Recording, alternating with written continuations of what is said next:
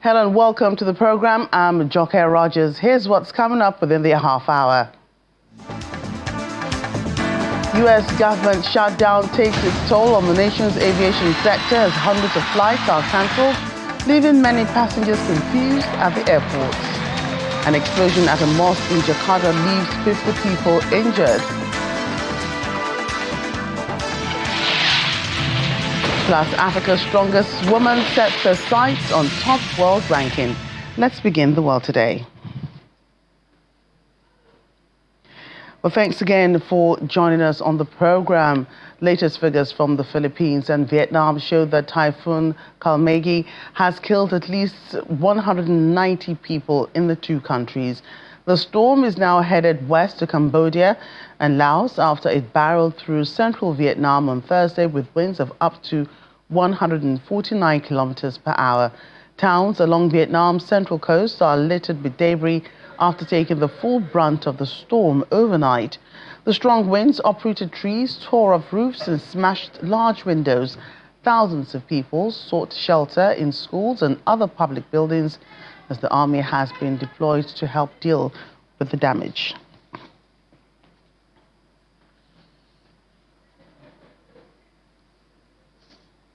There's chaos at airports across the United States as airlines were told to cut traffic during the government shutdown, which has been on for over a month now. The result was hundreds of flight cancellations. Flights at 40 of the nation's busiest airports are affected as officials try to ease pressure on air traffic controllers. According to the Federal Aviation Administration, reductions will start at 4% of internal flights before rising to the full 10% by the end of next week. It warns up to 4,000 flights per day could be affected. Control towers at airports have been grappling with absences of air traffic controllers who are either calling in sick or taking side jobs as a work without pay during the federal government shutdown. President of the National Air Traffic Controllers Association says the longer the government shutdown goes on for, the greater the risk. Well, here's our correspondent, Maria Bird, with an update for us. Maria, great to hear from you. Do we know the major airports affected and how many flights so far? Yes, great to be with you.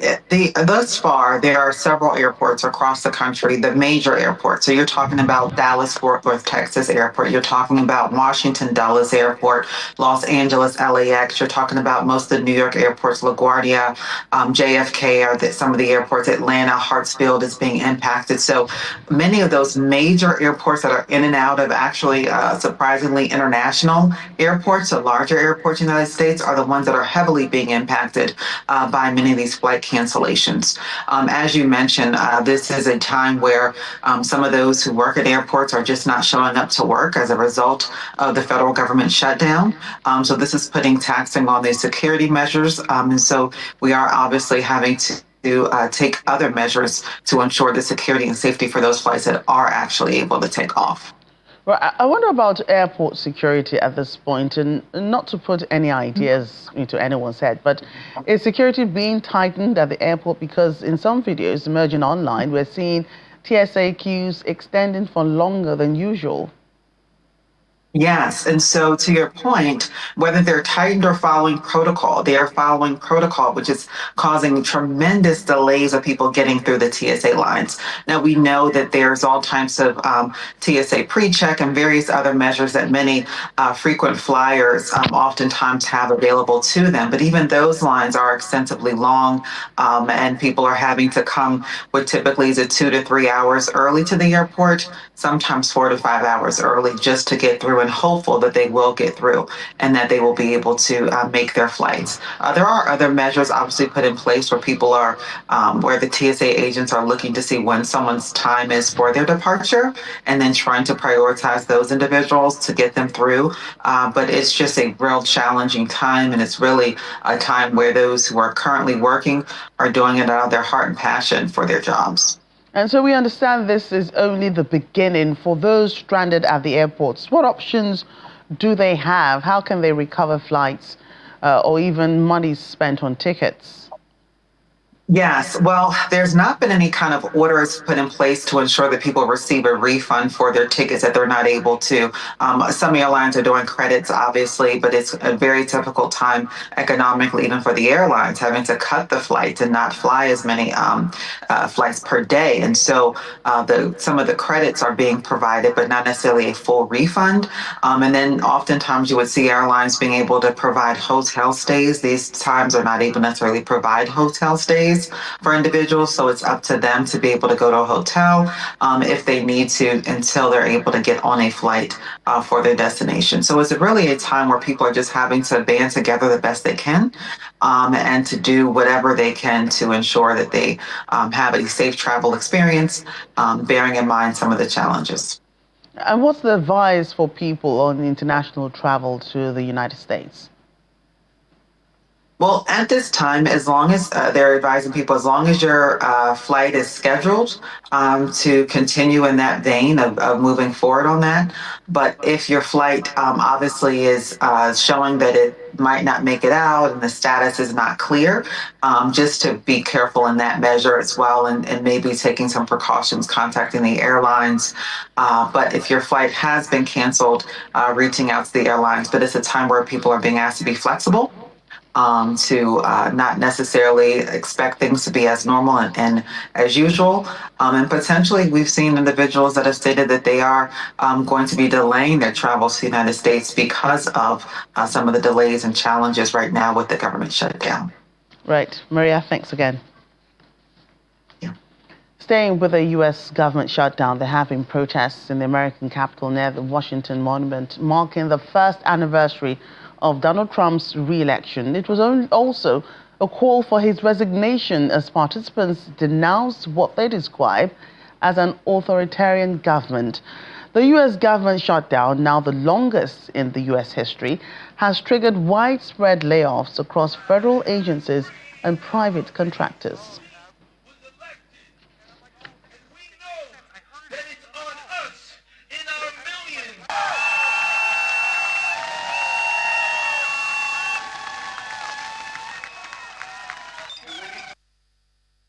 I'm with the Handmaid Army DC, and I'm here today to try to fight to get our country back. I think a lot of us feel like our government has lost touch with the people it represents, and we want to help remind them that they answer to the people and that we give them their power and that we're here to take it back by whatever means necessary. And we need to get that done because what's happening in our country is not American. It's absolutely unacceptable. And we as a people can't stand for it anymore. We're here today to demand that this to stop, this authoritarianism to come to an end.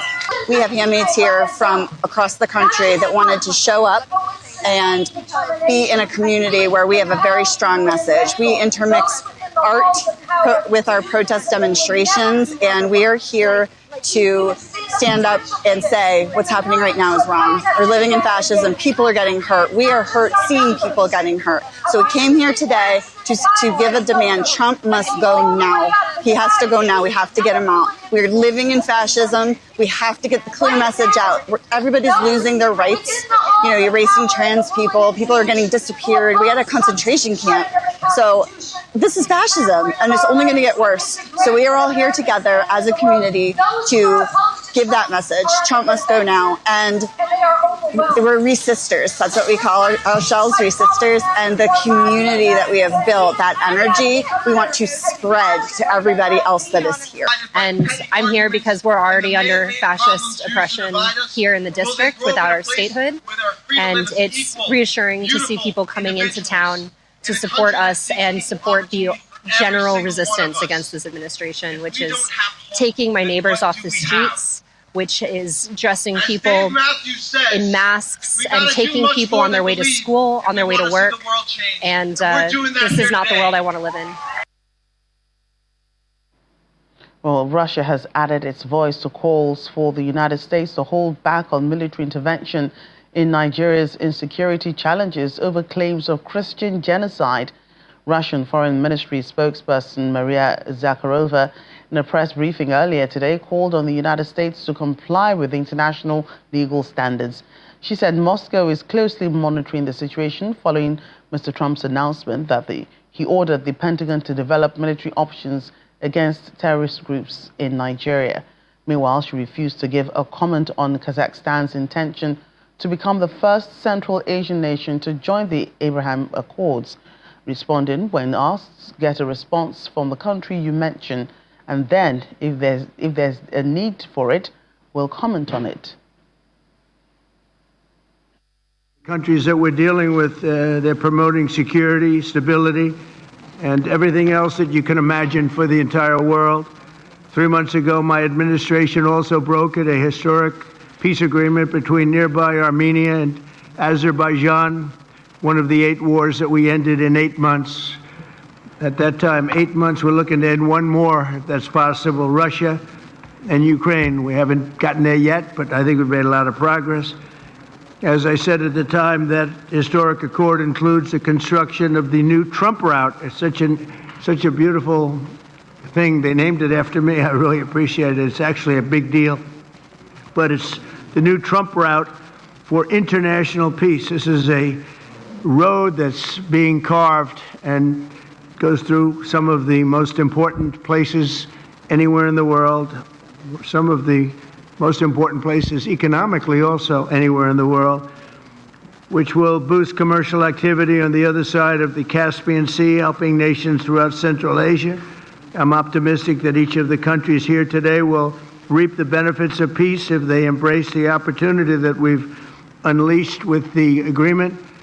Some of the countries we're talking about and some of the countries represented here are going to be joining the Abraham Accords, and that those announcements will be made over the next little while. The Abraham Accords are very sought after right now. We're going to be announcing some very important countries that are joining, and for Jared and for Steve Witkoff, we appreciate the great job you've done. This evening, I'm also delighted to report that Kazakhstan has officially agreed, and that's official now, as of about 15 minutes ago. A tremendous country with a tremendous leader has officially joined the Abraham Accords.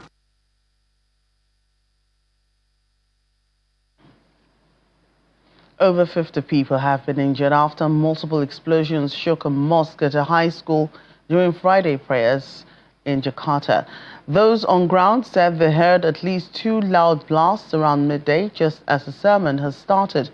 Most of the victims suffered minor to severe injuries from glass shards.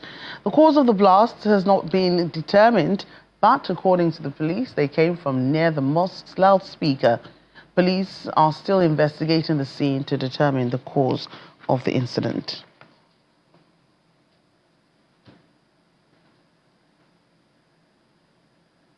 And still ahead on the program.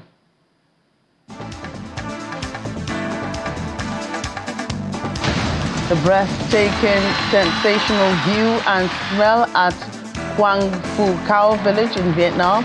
Details soon.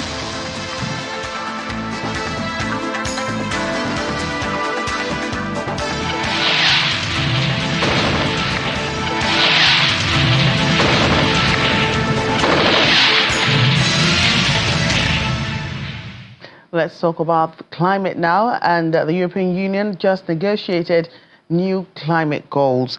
These new targets are somewhat watered down from previous targets. And here to talk to us about them is the W correspondent, Mattis Richmond in Berlin. Mattis, great to see you. Why was it so important for the Europeans to come together on these climate targets ahead of the climate summit in Brazil? Well, the European Union is widely seen as sort of a forerunner on climate policy, or at least that's an image politicians here try to uphold. And at next week's COP conference, participating countries are asked to present plans on how they expect to cut emissions until 2035. So there was some urgency to have a plan ready for that if the Europeans still want to be taken seriously on the matter. The EU's new compromise suggests to cut emissions in the next 10 years between about 66% and about 72%. But that was just what was needed to present in Belém in Brazil next week. The bigger picture seen from here is that there is a new compromise on climate targets for 2040. That's sort of the time span used for climate goals here in general. And here, the original goal was to cut CO2 emissions by 90% until 2040, if compared to levels from 1990. And while that target technically still holds, it's now pierced with exceptions. Foremost, EU member countries now still comply with that rule if they buy so-called offset certificates from elsewhere. So that would mean, for example, that Germany still complies with this target if heavy polluting companies buy carbon credits elsewhere, say by investing in a forestation project in another country, like it currently already happens, for example, in Costa Rica. Critics argue that that outsources some of the burden to cut emissions and that further exceptions to the rules water down the ambitions to reduce emissions in rich countries here in Europe. That sounds like the EU is backsliding from its former front-runner position on climate ambitions. What led to this? I think there are at least two factors at play that need to be taken into consideration. First, climate policy globally is seeing a retreat. That comes as climate-induced natural disasters are picking up globally, for example, with heavy flooding in Spain last year. At the same time, there is a more hostile economic environment globally that seems to have led to a more business-first attitude here in Europe as well that dampens climate priorities. That combines with countries like France and Italy being stretched in their budgets and a surge in populist right-wing parties that generally lowers priorities on climate policy. And that already leads to the second factor, the sort of division of leadership within the European Union. While there's historically a little bit more ambition on climate goals in Germany, other countries here tend to set their priorities differently. Given that division, some observers actually look at this new consensus, even though it's watered down, as a big win because the highly divided 27-member state European Union was able to get together and find at least some common ground. Thanks again, Mattis. Zimbabwean Chido Menzanise has been crowned Africa's strongest woman, a title in a sport usually dominated by men. Her victory was sealed at the Eastern Strongest competition in South Africa last week. But there's no slowing down for Chido as she is back at the gym, training with her coach because she has her sights set on a higher title, getting into the world's top 10. Chido began her fitness journey in 2016, participating in aerobics and general fitness activities before being introduced to powerlifting by her current coach, Black Moses, in 2020. She has made significant strides on the continental stage, claiming bronze in her first African strongman competition and recently securing the African trophy. I just love to do fitness, like to run and to do aerobics.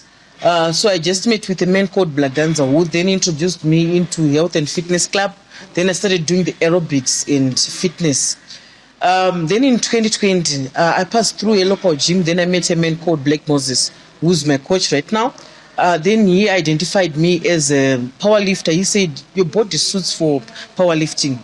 At first when he told me that you must be a powerlifter, I doubted myself by that time. Then I said, let me just give it a try. Then I trained for 4 months. Then there was a national competition for Zimbabwe. That's when I started competing, and thank God I got the gold. That's when I realized who I am. So in 2020, after having many accolades for being a national powerlifter, there's a man called Mr. Patterson, who's from Zambia, who's the African president for strongmen. He then introduced me to strongmen and said, once you're a powerlifter, you're a national powerlifter, why can't you join the strongmen? That's when I started strongmen. And everything was just new on stage, being told what to do about strongmen, because it was never been in Zimbabwe. We have never experienced that by that time for strongmen. So I got the bronze for Africa. So that's when I started doing the doing the strongman sport. As a lady, I faced, and I'm still facing, because the sport is called strongman. So people believed in, and still up now, they still believe that it's for men, because it's called strongman sport. So when I started the sport, You know, it was so difficult even for my friends, even for family to believe that this sport is suitable for men, because the exercises that you have to do are very difficult. It's not an easy sport because you need to work on endurance, you need to work on speed, you need to work on power. So it's not an easy sport, you know. So for a lady to do the sport, you know, it's all about passion and love of the sport. And as we end the program, we'd like to transport you to Quang Phu Cao, the incense village on the outskirts of the Vietnamese capital, Hanoi, where visitors are greeted by the breathtaking spectacle of color and tradition. This Vietnamese incense village is renowned for its century-old tradition of incense making and stunning landscapes of colorful sticks drying in the sun. It's a popular destination for photographers and tourists eager to experience local culture and the unique craft of incense production. Villagers can be seen carrying baskets of incense to be dried, arranging sticks for decoration. Tourists are also allowed to engage with the craft. The most iconic sight is expansive drying yards where thousands of sticks are arranged in intricate patterns, some resembling the silhouette of Vietnam on a map or its national flag, while others form giant concentric circles reminiscent of colossal blooming flowers. From a distance, these formations create a stunning mosaic, a sea of green, deep red, sunny yellow, and earthy brown, all set against the rustic village backdrop.